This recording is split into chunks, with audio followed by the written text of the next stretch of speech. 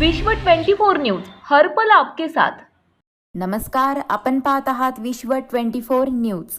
औरंगाबादमध्ये लग्न मंडपातून 36 लाखांच्या दागिन्याची चोरी, घटना सीसीटीव्हीत कैद। औरंगाबाद येथे भर लग्नातून दागिने आणि रोख रक्कम असलेली बॅग चोरीला गेली होती। ही घटना गेल्या आठवड्यात घडली होती। शहरातील सूर्या लॉन्समध्ये लग्न सोहळा सुरू असताना एक अल्पवयीन मुलाने ही बॅग लग्न गडबड सुरू असताना लांबवली।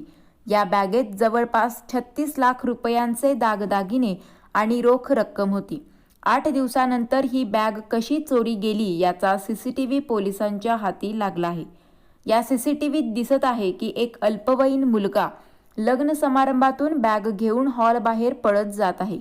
हॉल बाहेर आल्यानंतर तो एका कारमध्ये बसतो आणि त्याच गाडीत इतर इसमही मुलाच्या पाठोपाठ बसताना दिसत आहेत।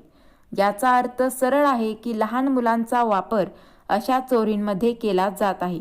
या प्रकरणी चिकलठाणा पोलीस ठाण्यात गुन्हा नोंदवण्यात आला असून आरोपी मात्र अजूनही हाती लागलेले नाहीत। चिकलठाणा पोलिसात गुन्हा दाखल करण्यात आला असून सीसीटीव्हीच्या आधारे पोलीस आरोपींचा शोध घेत आहे। आरोपी हे एका 4 व्हीलरमधून गेले होते। या 4 व्हीलरचाही पोलीस शोध घेत आहेत।